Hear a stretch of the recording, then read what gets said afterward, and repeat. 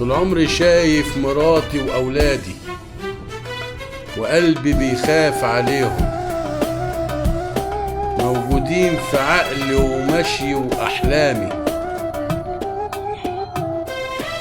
والدنيا دايما حطاهم في دماغي، مالين حياتي ودنيتي واخدين كل اهتماماتي، فعملي بسعى إليه ودايما ببقى خايف عليه،